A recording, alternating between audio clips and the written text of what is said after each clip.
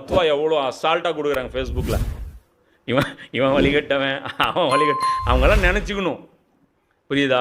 ஒருத்தனை வழிகட்டவன் நீங்கள் சொல்கிற அளவுக்கு உங்களுக்கு கட்ஸ் இருக்குன்னா நீங்கள் மரணத்துக்கு வந்து துவா போட்டு போடுங்க ஃபேஸ்புக்கில். இறைவா இன்றவே என்னை சாகடித்து விடுவாங்க, துவா போடுங்க. சும்மா ஒரு பேச்சுக்கு தானே, நடக்கலைன்னா கூட பிரச்சனை இல்லை தானே. அது கூட தைரியம் வராது நமக்கு.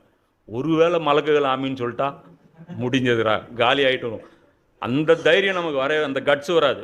ஆனால் மௌத்தை பார்த்து சஹாபாக்களுக்கு கட்ஸு. சாத் பின் முஆத் ரலியல்லாஹு அன்ஹு சொன்னாங்க இல்லையா, யா அல்லாஹ் மறுபடியும் இவர்கள் படையெடுத்து வராமல் இருந்தால் என்னுடைய வாழ்க்கை இதோடு முடிச்சிரு சொல்கிறாங்க. அப்படி நரம்பு அப்படி வெடிக்குது, ரத்தம் பீரிடுது, மரணம். இது ஈமான். இதுதான் ஈமான் கிளைம் பண்ணுறதுக்கு அழகு. அப்போ ஜாபிர்ல சொல்கிறாங்கல்ல ஒரு போரில், நாளைக்கு நான் செத்துருவேன், இது ஈமான். இவங்கெல்லாம் கிளைம் பண்ணிக்கலாம். அல்லாமா இக்பால் பார்த்தீங்கன்னா சுப்ஹானல்லாஹ், அவருடைய வாழ்க்கையிலும் இதே மாதிரி தான் சந்தோம்.